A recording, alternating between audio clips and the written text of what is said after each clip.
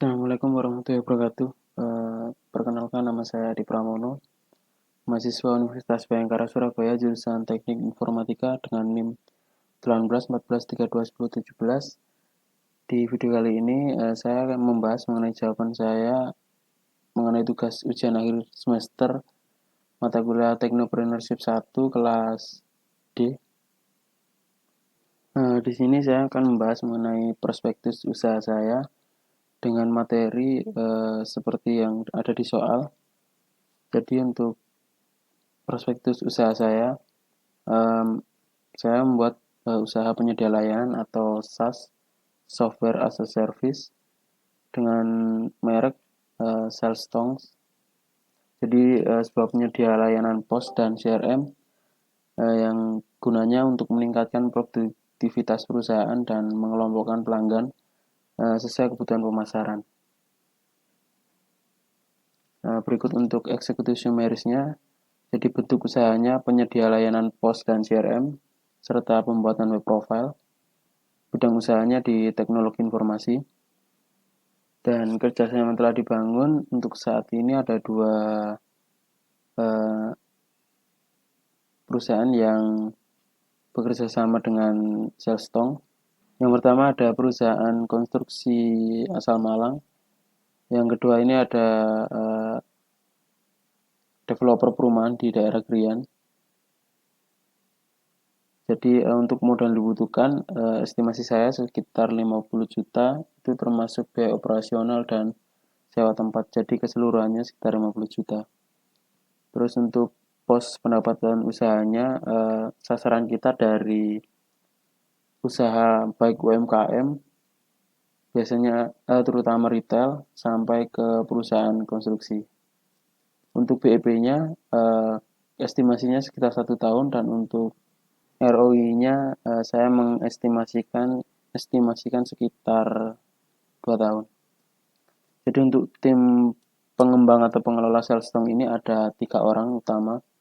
Pertama ada Vicky Haryadi selaku project manager, terus saya sebagai programmer, dan teman saya satu lagi Bima Wahyu sebagai programmer juga. Nah, untuk tahapan implementasi POS atau CRM-nya, jadi ini untuk range per project-nya ada registrasi user, terus sewa domain dan hosting.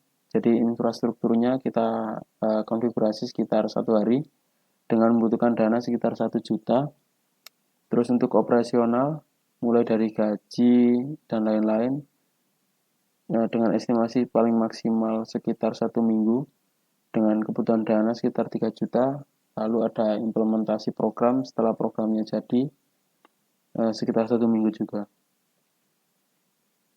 Nah, berikut profil pengembang Salestong. Jadi dari kiri Pak Vicky Haryadi. Beliau memiliki background pendidikan di jurusan akuntansi di STIE Mardika Surabaya. Berpengalaman sebagai web developer di PT Delta Sinergi Prima selama 1 tahun. Lalu menjadi kepala programmer selama 2 tahun di PT Mutiara Masyur Sejahtera.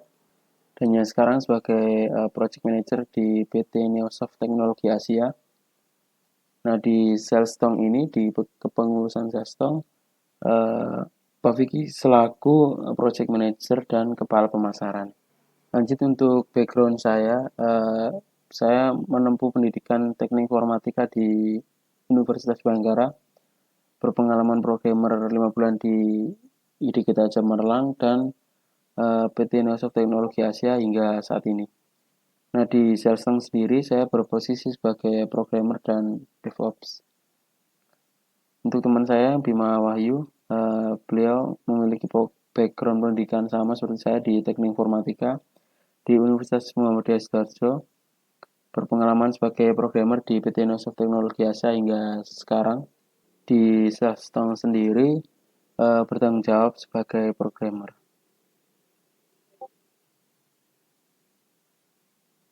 Nah, untuk bab pertama masalah latar belakang.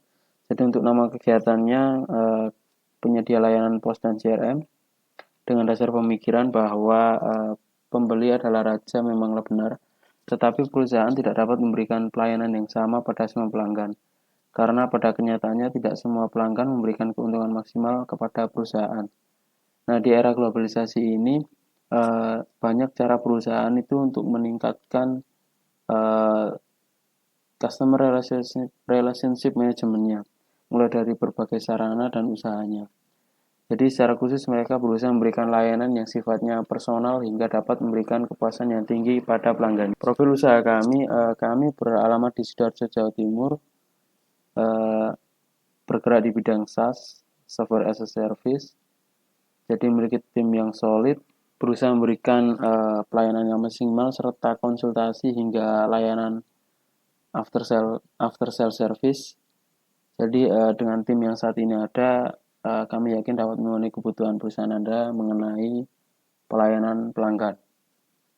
Untuk misi, kami ingin memberikan kemudahan pada pengguna baik usaha perseorangan hingga perusahaan melalui produk kami, mengelola penjualan dengan mudah dan dapat diakses di mana saja dan kapan saja, membantu berbagai perusahaan untuk mengidentifikasi pelanggannya dengan tepat, dan memperoleh lebih banyak pelanggan dengan lebih cepat, serta mempertahankan kesetiaan pelanggannya. Nah, di produk kami ini, Salestone memiliki dua produk, yakni POS dan CRM, Point of Sales dan Customer Relationship Management. Jadi dengan POS, kita bisa mempermudah penjualan usaha dan mendapatkan laporan penjualan yang bisa diakses kapan saja dan di mana saja. Sedangkan untuk CRM sendiri kan merupakan strategi bisnis. Jadi kita ada software dan layanan yang didesain untuk meningkatkan profit, pendapatan, serta kepuasan pelanggan. Nah, untuk kompetitornya sendiri di Sidoarjo dan di Surabaya itu ada dua model kompetitor, ada head-to-head kompetitor dan potensial kompetitor. Jadi untuk head-to-headnya itu ada PT Fascom Solusi Teknologi dari Sidoarjo dan ERP Sonic dari Surabaya. Nah, dua head-to-head kompetitor ini mereka memiliki keunggulan, antara lain memiliki research and development, sumber daya manusia yang berkualitas, serta sudah mulai beroperasi. Namun kelemahannya masih sedikit orang yang tahu mengenai layanan yang disediakan dan keberadaannya. Sedangkan untuk potensial kompetitor itu datang dari freelance programmer, baik perseorangan atau kelompok. Nah, keunggulannya ini produksinya bisa lebih cepat dan relatif murah. Namun, kelemahannya kurangnya analisa bisnis dalam hal pengembangan CRM, sehingga kurang maksimal dan susah diintegrasikan. Untuk ringkasan keuangan kami, sumber dana seluruhnya berasal dari penjualan produk, serta kebutuhan tambahan diminta pelanggan seperti on-site training, maintenance, dan lain-lain. Jadi potensi untuk kerugian sangat minim, karena produk kami berupa aplikasi. Dari sisi kami, untuk server hingga penyimpanan data tersimpan di cloud dan lokasi yang aman, serta meminimalisir apabila terjadi bencana alam. Untuk pencapaian kami dipercaya oleh salah satu perusahaan konstruksi bangunan di Malang untuk melakukan pembuatan web profile perusahaan yang dinamis dan mudah dijangkau oleh mesin pencarian. Nah, dari Malang ini tadi, kepercayaan kami berlanjut sampai ke Sidoarjo. Kami dipercaya untuk melakukan pengembangan sistem pemulihan unit di salah satu pengembang kawasan dengan luasan lahan mencapai 2 hektar. Untuk yang di Malang tadi, web profile-nya kedepannya akan dikembangkan menjadi produk baru, jadi point of sales. Lanjut untuk bab 2, yaitu analisa kendala dan permasalahan. Ada 3 analisa kami mengenai permasalahan dan kendala saat ini. Yang pertama ada proses persiapan. Di sini kami masih belum memiliki legalitas usaha dan kantor tetap. Jadi untuk kegiatan pengembangan produk kami lakukan secara online di rumah atau kumpul mungkin di tempat-tempat coworking. Kendala selanjutnya ada pada dana. Jadi kami memiliki kendala untuk modal. Jadi modalnya ini nanti yang kita gunakan untuk domain dan hosting untuk website utama serta untuk biaya operasional. Nah, lalu untuk yang terakhir, permasalahan ketiga, masalah pemasaran. Jadi teknik pemasaran produk kami masih belum profesional, masih sangat manual. Jadi project yang sebelumnya itu kami dapat mengenai dari relasi dari Pak Vicky selaku project manager. Jadi kedepannya kami berharap mengenai pemasaran ini bisa lebih profesional. Bab 3 mengenai analisa BMC, Business Model Canvas. Nah, jadi berikut Business Model Canvas dari Salesforce. Untuk customer segment, ada UMKM, usaha retail, serta perusahaan B2C atau business to consumer. Ada e-commerce, provider, maupun konstruksi. Nah, untuk customer relationship,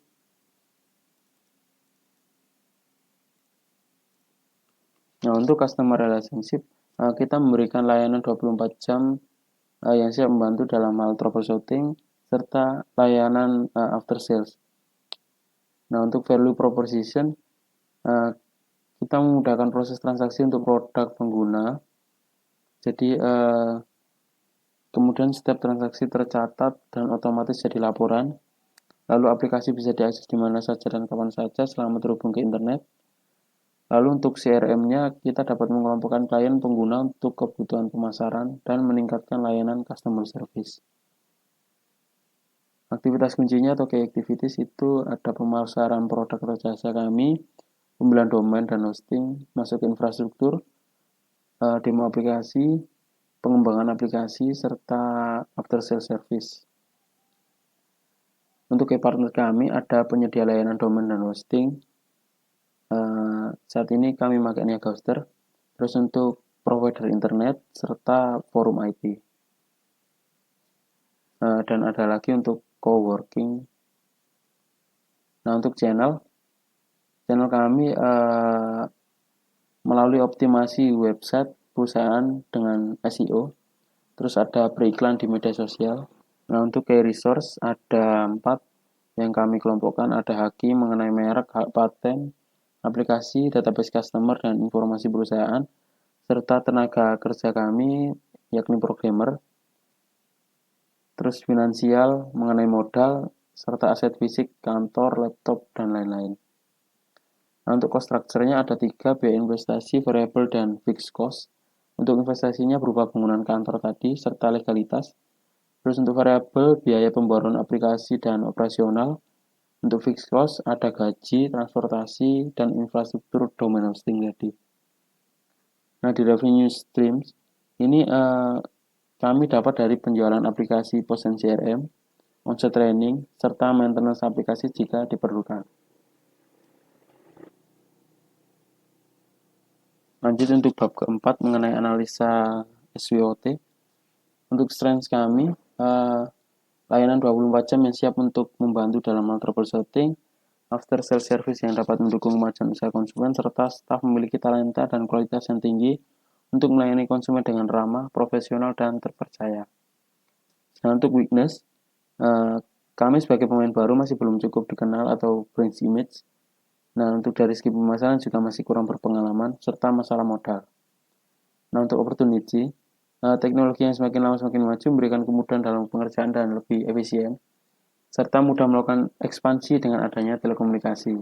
Untuk trades, kondisi internet di Indonesia memberikan batasan terhadap inovasi, serta banyak orang yang masih belum dapat mengerti dengan benar perihal usaha pemenuhan dukungan teknologi informasi. Lanjut untuk bab 5 mengenai analisa biaya dan keuangan. Yang pertama, kalkulasi anggaran usaha. Jadi untuk anggaran pelaksana kegiatan ini ada 6 poin yang saya sebutkan. Ada legalitas usaha, sewa tempat, biaya operasional selama 6 bulan awal, lalu jaringan internet serta infrastruktur dan lain-lain, di mana semua penyedia dananya dari kami sendiri dari Salesforce. Lalu untuk anggaran per proyek, jadi ada infrastruktur per tahun dibutuhkan dana sekitar 1 juta, serta transportasi sekitar 100.000 dengan biaya operasional sekitar 3 juta dengan total 4.100.000, mohon maaf. Namun gambaran awal estimasi anggaran di atas ini masih bisa berubah menyesuaikan dengan kondisi lapangan maupun hasil kesepakatan bersama. Lalu untuk kalkulasi pendapatan usaha, eh, tahapan yang pertama mengenai proyek dimulai, lalu infrastrukturnya pengerjaan waktu sekitar 2 hari dengan kebutuhan dana 1 juta, dengan operasional sekitar 1 minggu dengan kebutuhan dana 3 juta.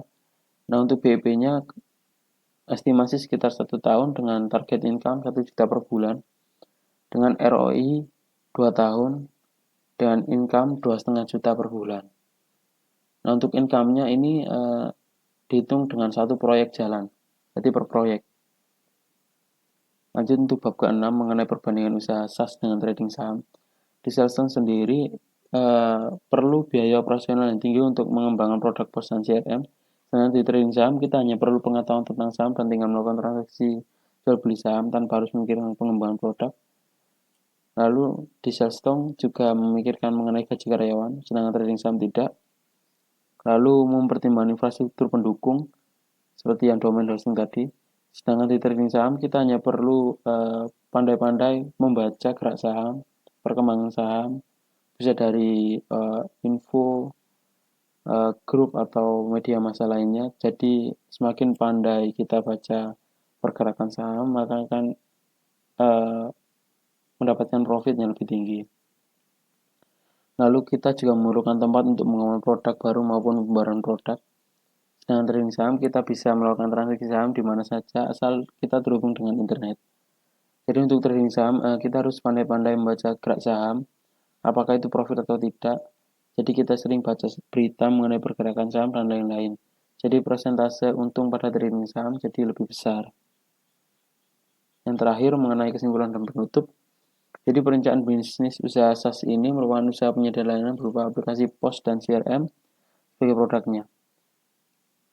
Jadi kami hadir untuk memenuhi kebutuhan POS dan CRM sebuah perusahaan, mempermudah penjualan usaha dan mendapatkan laporan penjualan yang bisa diakses kapan saja dan di mana saja melalui produk POS kami. Lalu dengan CRM kita bisa meningkatkan profit, pendapatan dan customer satisfaction. Dibandingkan dengan trading saham tadi, kita harus memiliki pengetahuan tentang cara membaca perkembangan saham itu sendiri supaya memperkecil kerugian saat transaksi saham. Jadi jika usaha SaaS ini perlu pengembangan produk, biaya operasional dan lain-lain, beda dengan trading saham. Kita hanya perlu pengetahuan tentang cara membaca saham tadi dan detailnya ada di bab yang tadi, serta modal. Nah demikian prospektus usaha yang dapat saya sampaikan. Besar harapan kami untuk dapat realisasi kegiatan ini agar dapat meningkatkan produktivitas pengguna baik usaha mikro hingga perusahaan dari segi pengoptimalan penjualan dengan kemudahan POS dan segi pemasaran dengan pengelompokan klien menggunakan CRM. Terima kasih. Cukup sekian, masih banyak kekurangan. Assalamualaikum warahmatullahi wabarakatuh.